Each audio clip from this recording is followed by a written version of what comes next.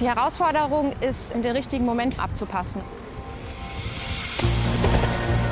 Sie werden verscheucht, getreten, vergiftet, angeschossen.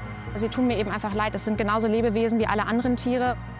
Also die Ratte, wenn sie dann merkt, sie verblutet innerlich, sie stirbt ganz langsam, dann zieht sie sich meistens irgendwo zurück. Tauben machen einfach richtig viel Dreck. Tauben nisten sie wirklich überall ein. Die einen versuchen sie wegzubringen und die anderen füttern sie an. Also.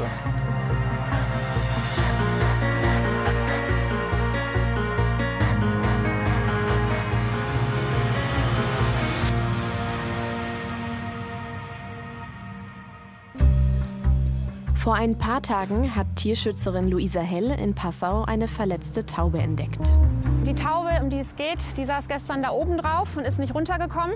Zwischendurch lag sie auch auf dem Boden, mitten auf dem Gehweg. Und das ist eigentlich auch super untypisch. Also da weiß man schon, da stimmt irgendwas nicht. Herumliegende Haare haben die Füße der Taube verschnürt. Werden sie nicht gelöst, könnten die Füße absterben.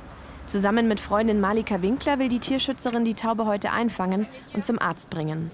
Die Herausforderung ist, den richtigen Moment vor allem abzupassen. Also erstmal natürlich klar, die Taube zu finden und sie anzulocken.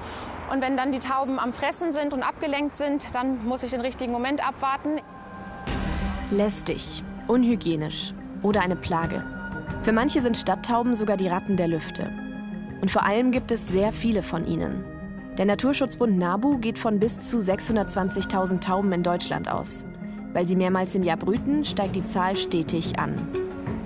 In den meisten deutschen Städten herrscht deshalb ein Fütterungsverbot, auch in Passau. Wer dagegen verstößt, zahlt bis zu 1.000 € Bußgeld. Füttern, um damit eine verletzte Taube einzufangen, ist für Hell aber trotzdem in Ordnung. Ja klar, man kriegt mal blöde Kommentare, aber ich lasse mich davon eigentlich nicht beirren, weil ich weiß, dass ich das Richtige tue, sowohl ethisch als auch rechtlich. Seit Luisa Hell vor ein paar Jahren eine verletzte Taube gefunden hat, haben die Vögel sie nicht mehr losgelassen. Sie tun mir eben einfach leid. Es sind genauso Lebewesen wie alle anderen Tiere und sie haben einen so schlechten Ruf in unserer Gesellschaft. Sie werden verscheucht, getreten, vergiftet, angeschossen und sie können nichts für diese Situation. Also es ist ein menschengemachtes Problem. Die da ist zum Beispiel auch verschnürt. Die schwarze hinten hat am rechten Fuß eine Verschnürung. Es ist nicht das Tier, nach dem die Taubenretterin eigentlich sucht. Deshalb würde ich jetzt, auch wenn das nicht unsere ist, trotzdem mal eben meinen Kescher holen und gucken, ob wir die nicht auch kriegen, weil das sieht so aus, als könnte man das vielleicht auch sogar vor Ort entschnüren. Aber sie sind jetzt schon misstrauisch, wie man sieht. Die Tauben kennen mich, Tauben können sich Gesichter merken, unabhängig von der Kleidung. Und ich bin quasi die mit dem Kescher, vor der man sich in Acht nehmen muss. Echt, die hätte ich jetzt gerade gern. Ein neuer Versuch. Diesmal versucht es Luisa Hell gleich mit der Netzpistole. Sie hat nur ein Netz dabei und damit nur einen Versuch. Die eine hätte ich jetzt schon gern noch, weil die habe ich vorher auch noch nie gesehen. Und gerade wenn die Füße miteinander verschnürt sind, ist da immer schon auf jeden Fall Eile geboten. Jetzt darf sie den richtigen Moment nicht verpassen.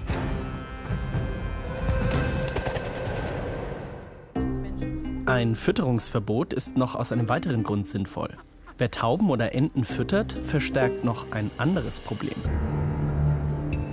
Und für diese Tiere gibt es weit weniger Sympathien. Wir treffen Lothar Ziegler und Alexander Meisel vom Abwasserbetrieb der Stadt Bayreuth. Zu ihren Aufgaben gehört auch Rattenbekämpfung. Die Ratte kann sich so vermehren, dass man natürlich zu viele haben von den Ratten. Also man spricht ungefähr pro Einwohner von 2 Ratten pro Einwohner. Das heißt, wir haben 70.000 Einwohner in der Stadt Bayreuth. Also haben wir ungefähr im ganzen Stadtgebiet verteilt ungefähr 140.000 Ratten. In den meisten größeren Städten ein Problem. Denn Ratten können Krankheiten übertragen, wenn sie den Menschen zu nahe kommen. In der Kanalisation, wo sich Ratten gerne verstecken, legt Bayreuth darum 2000 Giftköder im Jahr aus, damit die Nager nicht zu viele werden. Werden wir heute Ratten erwischen? Alexander Meisel erkennt ihre Spuren. Wir sehen ja dann, wenn die Köder weggefressen sind, da sieht man eindeutig dann die Fraßspuren. Und daran kann man erkennen, wie gut das angenommen wird. Und irgendwann hört es dann einmal auf und das Gift wird nicht mehr angefressen. Und dann kann man sagen, dass da in dem Gebiet oder in dem Eck nichts mehr ist. Heute will er eine der Köderboxen im Abwasserkanal kontrollieren und schauen, ob dort Ratten unterwegs sind. Das werden wir dann gleich sehen, wenn es noch so ist, wie ich es reingelegt habe. werden wahrscheinlich da keine gewesen sein. Das ist jetzt seit einer Woche drin. Schauen wir halt mal. Sie testen gerade auch eine neue Box, die verhindern soll, dass das Rattengift ins Abwasser und damit in die Umwelt gelangt. Funktioniert hat es, wenn der Köder trocken geblieben ist. Also. Warte mal, ich kann es mal halten. Warte mal. Schauen wir mal. So wie es ausschaut. So ist das, jawohl. War ein bisschen Wasser da, aber nicht allzu viel. Aber Und ist wenn der Köder angekommen worden? Warte, gleich. Muss das selber erst mal schauen. Nee. Also der Köder schaut noch original aus. Aber er ist trocken War geblieben. auf jeden Fall nichts dran. Doch auch wenn die Köder angeknabbert wurden, tote Ratten finden Sie neben der Box in der Regel nicht. Es dauert ja 3 Tage, also 2 bis 3 Tage, bis das Gift wirkt. Weil würde das Gift sofort wirken, dann würde ja keine andere Ratte mehr hingehen. Weil wenn die sehen, dass so eine Ratte umfällt, dann bleiben die anderen weg. Die schicken ja immer einen Vorkoster und der Chef oder die Chefin kommen dann erst später. Ja. Aber was schon mal gut funktioniert hat, dass der Köder trocken geblieben ist. Das heißt, wir haben hier wie so eine Siphonwirkung. Wenn das Wasser kommt und ansteigt, dann geht der Deckel nach oben. Und wir haben im Grunde, oben bildet sich ein Luftpolster und der Köder bleibt trocken. Das Gift hemmt die Blutgerinnung der Ratten. Sie verbluten nach wenigen Tagen innerlich. So richtig stört das kaum jemanden. Nur einige Tierschützer würden sich eine andere Lösung wünschen. Deswegen ist eher die Ausnahme, dass die Stadt Bayreuth uns das hier so offen zeigt. Tierliebe wird aber auch hier manchmal zum Problem. Denn viele Menschen füttern Tauben und Enten und damit auch die Ratten. Ja, eigentlich vergrößern sie das Rattenproblem.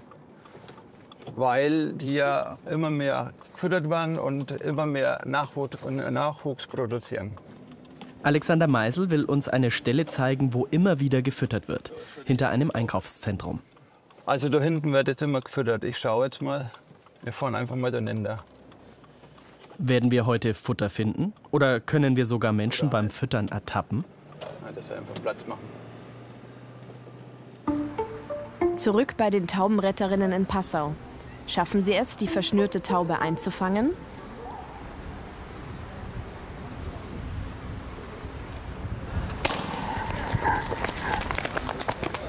Mega. Geil. Wir haben sie. Das ist die richtige. Sie ist im Netz gelandet. Eigentlich ist da keine Verletzungsgefahr. Man kann sie jetzt hier rausfriemeln. Aber ich schneide das Netz immer gerne frei, dann geht es schneller. Aber das Wichtige ist jetzt erstmal, dass die Taube hier rauskommt. Hier nochmal. Aber es hilft nichts. Das Netz muss Hell zu Hause erst wieder flicken, bevor sie es noch einmal benutzen kann. So. Ich freue mich so sehr. Es ist schon echt ein super schönes Gefühl einfach. Also davor ist man so aufgeregt und jetzt ist es einfach, du siehst, guck uns an, wir strahlen beide. Gibt nichts Schöneres. Gut, dann würde ich sagen, fangen wir an. Die Taube hat Haare um die Füße gewickelt. Die ziehen sich mit der Zeit immer enger, bis schließlich der Blutfluss unterbrochen wird. Die Zehen würden irgendwann absterben und schwarz werden und dann nach einer Zeit abfallen. Und dann hat die Taube wirklich nur noch die Stumpen, auf denen sie laufen könnte und hätte eben ihr Leben lang Schmerzen und wäre quasi behindert. Ich würde sagen, erstmal schneidest du einmal in der Mitte durch, gell? Dann haben wir das schon mal. Genau. Und jetzt einfach eins nach dem anderen. Krass, gell? So viele Haare. Also alles ist jetzt hier ab, wie man sieht. Wunderbar. Und jetzt darf sie auch schon wieder weg.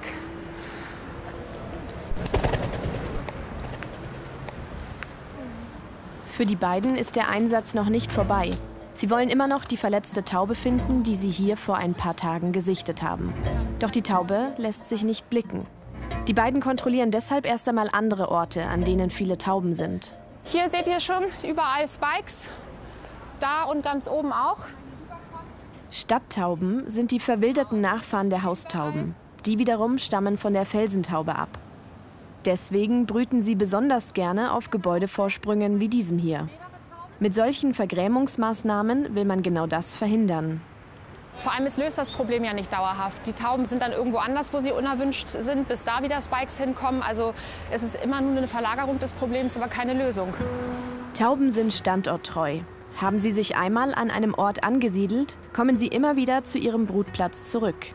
egal wie ungemütlich der ist. Genau an der hinteren Stelle, da habe ich mal ein aufgespießtes Küken geborgen mit einer Leiter. Das kennt halt die Gefahren nicht, ist aus dem Nest rausgefallen bei den ersten Flugversuchen und ist dann auf den Spikes drauf gelandet. Einen letzten Versuch wollen die beiden jetzt noch starten und die verletzte Taube einfangen. Es kann sehr gut sein, dass sie es ist. Ich habe es stark im Gefühl. Mein Plan ist jetzt einfach mal hier so ein bisschen was zu streuen. Im besten Fall kommen da andere von da oben runter. Weil wenn sie das dann sieht, wie hier gepickt wird, dann wird sie auch herkommen. So läuft es ja eigentlich immer bei den Tauben, gell? Doch selbst die Sonnenblumenkerne können die Taube heute nicht überzeugen. Also ich gebe natürlich nicht auf, bis ich sie habe. Es wäre super schön gewesen, wenn wir es jetzt heute geschafft hätten. Aber jetzt heißt es, dass sie leider noch ein paar Tage länger mit den Schmerzen leben muss. In Vilshofen treffen wir Florian Gams. Er ist seit 11 Jahren Bürgermeister der Stadt. Auch hier wurden die Tauben zum Problem. Tauben machen einfach richtig viel Dreck. Tauben nisten sie wirklich überall ein. Man versucht das Ganze dann immer durch Vergrämungsmaßnahmen irgendwie in den Griff zu kriegen, weil die Tauben irgendwie überall ungewünscht sind und weil Fassaden sehr stark verschmutzt werden, weil die Wege sehr stark verschmutzt werden, sehr viel Aufwand reingesteckt werden muss, um das Ganze dann wieder zu beseitigen.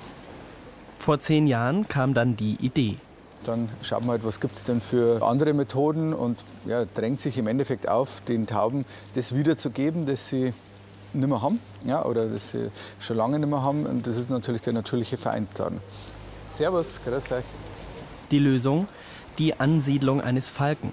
Und zwar hier im Stadtturm. In den vergangenen Jahren hat das immer hervorragend geklappt. Das dann Ende Februar, Anfang März ist dann ein Falkenpärchen gekommen, ist dann quasi eingezogen im Stadtturm, in dem entsprechenden Nistkasten. Haben immer 4 bis 6 Eier, sowas gelegt. Der Falke soll die Tauben in Vilshofen verjagen.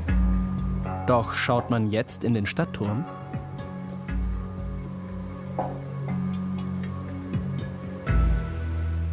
dann sieht man, dass in diesem Jahr 2025 leider kein Falkenpärchen sich hier angesiedelt hat, sondern im Endeffekt ganz im Gegenteil. Ja, wir haben jetzt Besuch von einer Taube.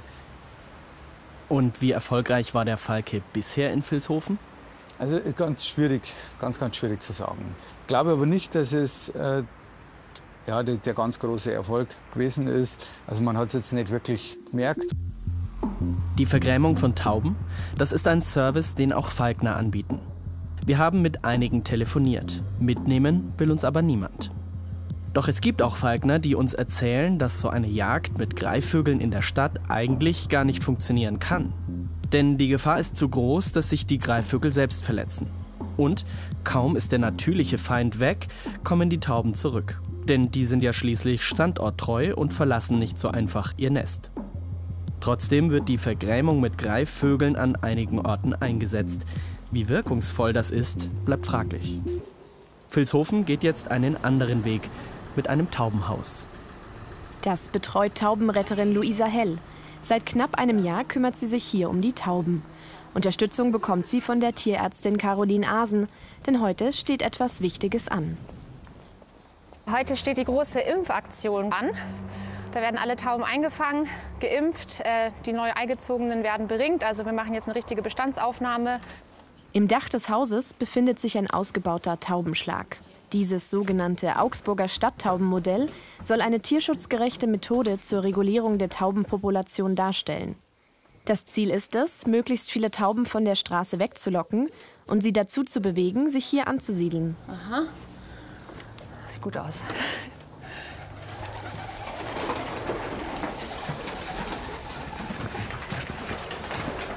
Sieht auf jeden Fall so aus, als wären hier einige neue Leute eingezogen. Zum Beispiel die Jungtaube da oben, die habe ich vorher noch nie gesehen. Die hat ein besonderes Gefieder und ich sehe, dass sie jung ist. Also ich kenne meine Tauben inzwischen und man denkt zwar, sie sehen alle gleich aus, aber ich sehe da durchaus Unterschiede und eben auch neue Gesichter. Damit die Tauben nicht wegfliegen können, hat sich letzte Nacht die Klappe zum Schlag automatisch geschlossen. Wir fangen jetzt eine nach der anderen ein, impfen sie und setzen sie dann in dieses Zelt. Und am Ende lassen wir sie alle frei. Hell bekommt von der Stadt Vilshofen eine monatliche Dienstleistungspauschale, mit der sie beispielsweise Futter, Nistmaterial oder eben auch die heutige Impfaktion bezahlt.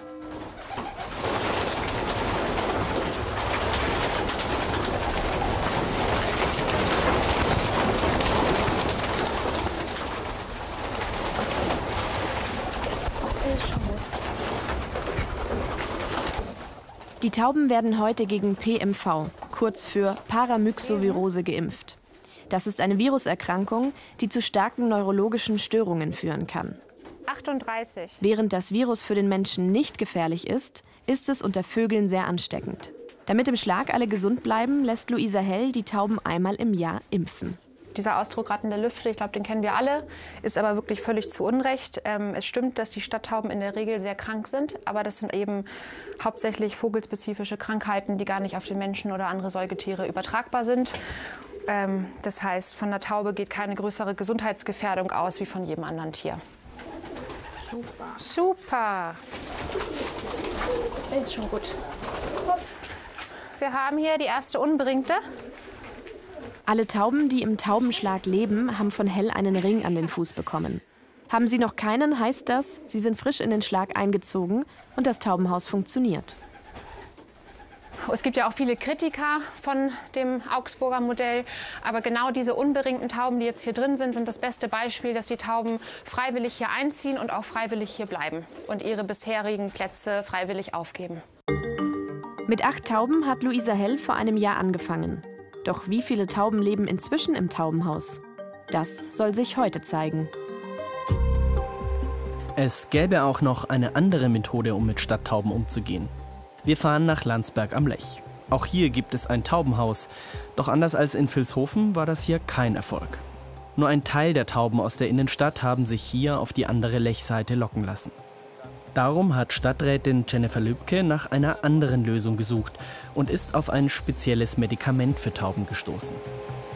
Dann in Absprache mit den Städten, die bereits dann von ihren ersten positiven Erfahrungen berichtet haben, hat dann auch Landsberg sich dazu entschlossen, die Taubenpille in Landsberg zu verfüttern. Eine Pille für Tauben? So funktioniert diese Methode. Die Tauben werden regelmäßig gezielt gefüttert mit Maiskörnern. Der Mais wird vorher mit dem Medikament Ovistop versetzt.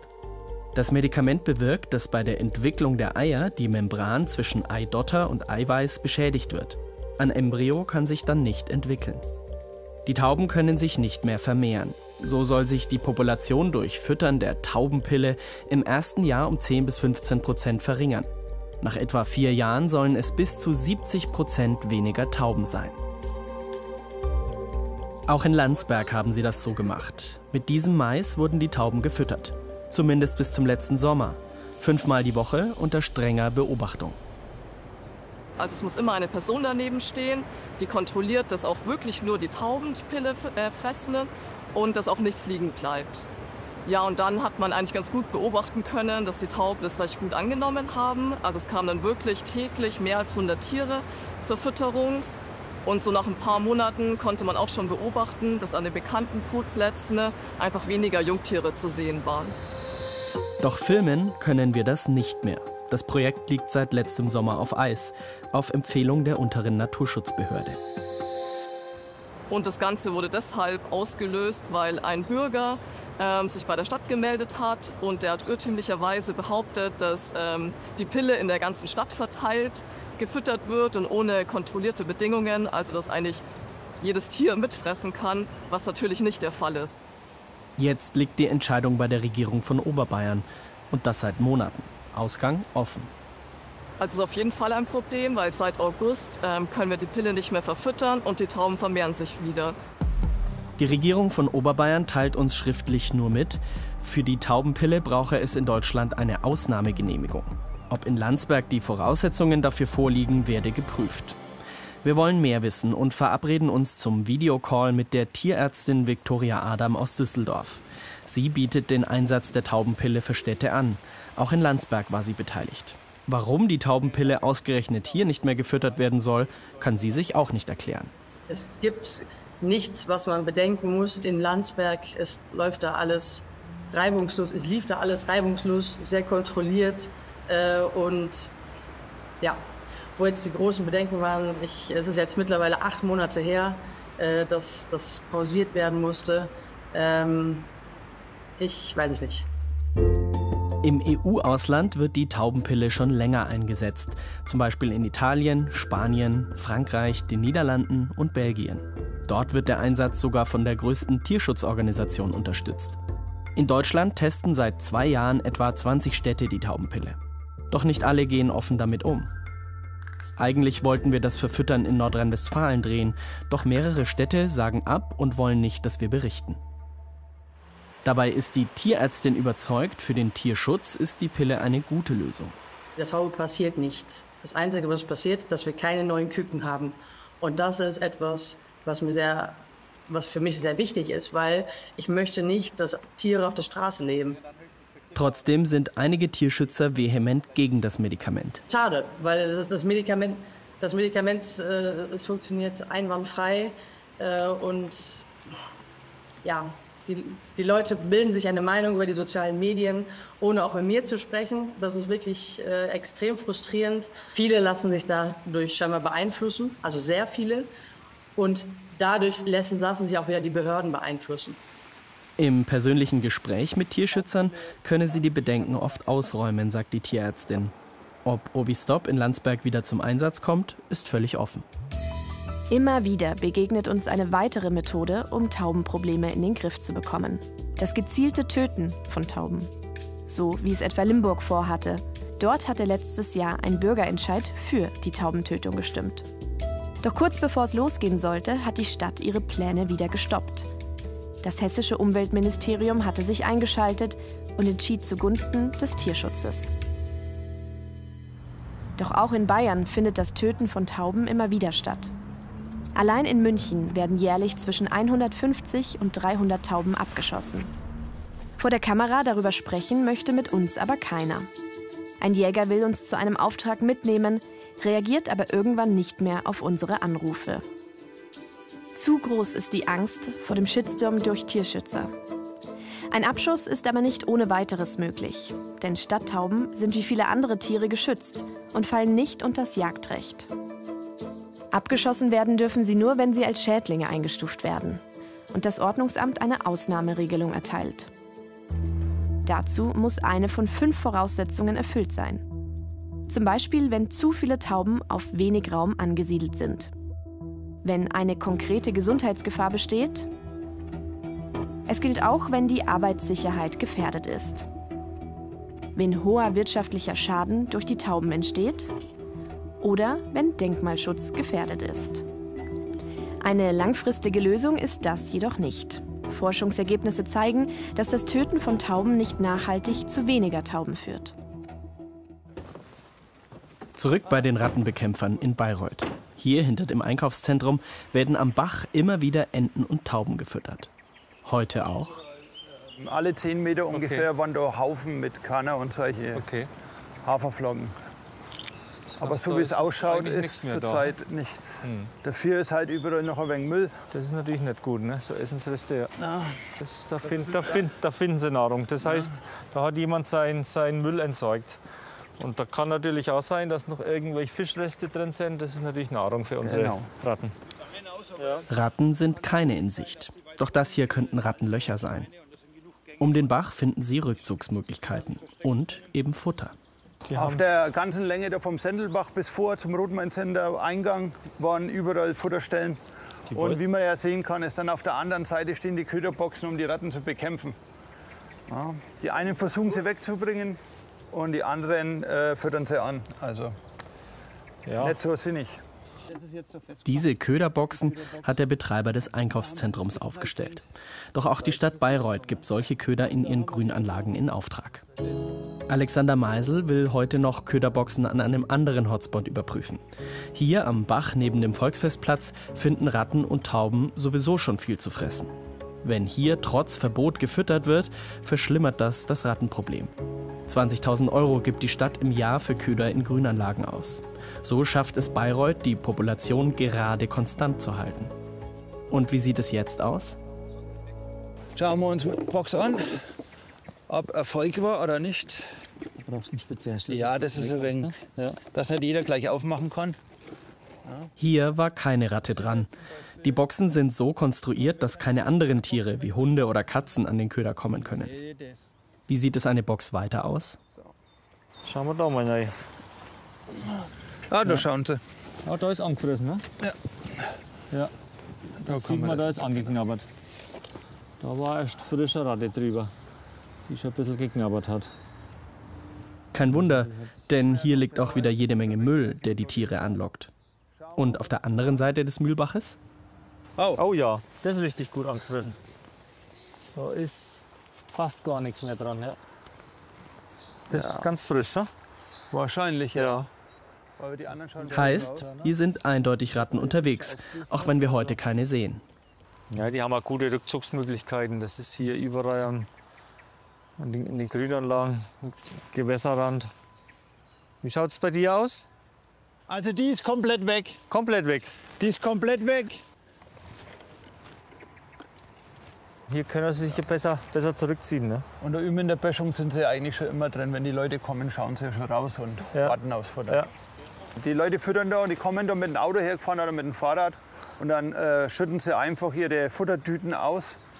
Und wenn das raschelt und die Enten quaken und so, dann wissen die Ratten schon, dass da Futter ist und dann kommen die Arme dazu. Und als wir zurück auf die andere Seite kommen? Offenbar hat jemand die Zwischenzeit trotz Verbotsschild genutzt. Das hat jemand wahrscheinlich heute beim Frühstück ein bisschen lang im Toaster gehabt und hat gedacht, das gebe ich jetzt den Enten, damit die auch ein Frühstück haben. Ratten sind aus Städten kaum fernzuhalten. Doch damit sie nicht zum Problem werden, ist die Mithilfe der Menschen gefragt, sich an Verbote auch zu halten. In Vilshofen wird gerade die letzte Taube geimpft.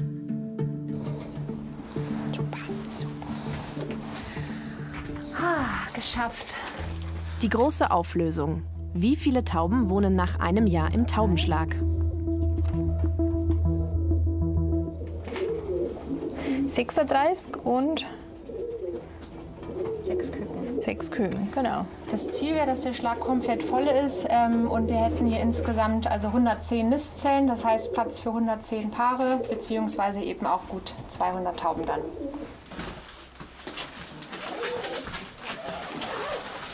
Auf geht's! Also die Tauben halten sich 80% des Tages im und am Schlag auf. Pro Woche landen so 13 Kilo Kot im Taubenhaus, statt auf der Straße oder auf Balkonen. 3-mal die Woche kommen Luisa Hell und ihre ehrenamtlichen Helfer hierher, um zu putzen, zu füttern und nach dem Rechten zu schauen. Gut, jetzt wird jedes einzelne Nest kontrolliert nach 9 Eiern. Tauben brüten bis zu 6-mal im Jahr. Sie legen dabei immer 1 bis 2 Eier. So wächst die Population rasant. Zu Hells wichtigsten Aufgaben gehört es deshalb, die echten Eier gegen Attrappen auszutauschen. 2 Taubeneier. So schauen die aus und das ist eine sogenannte Schierlampe. Damit durchleuchtet man die Eier und kann sehen, wie weit sie entwickelt sind. Wir tauschen nämlich nur bis zum 6. Tag. Und danach ist zu viel Leben schon drin. Das Leben ist zu weit entwickelt, dann ist es tierschutzwidrig. Wenn ich die Eier jetzt nur wegnehmen würde und keine Kunsteier reinlegen würde, dann würde die Taube innerhalb kürzester Zeit wieder 2 neue Eier legen. Und so haben wir jetzt erstmal 3 Wochen Ruhe ungefähr. 120 Taubenküken hat sie so schon verhindert. Mit dem Stadttaubenmanagement hat sich die 32-Jährige inzwischen selbstständig gemacht. Gerade eben erst hat sie ihr nächstes Projekt unterschrieben. Ein Taubenhaus in der JVA Straubing. Tauben oder Ratten, sie werden dann zum Problem, wenn sie zu viele werden. Dafür sind wir Menschen verantwortlich. Es braucht langfristige Lösungen, die wirken und mit dem Tierschutz vereinbar sind.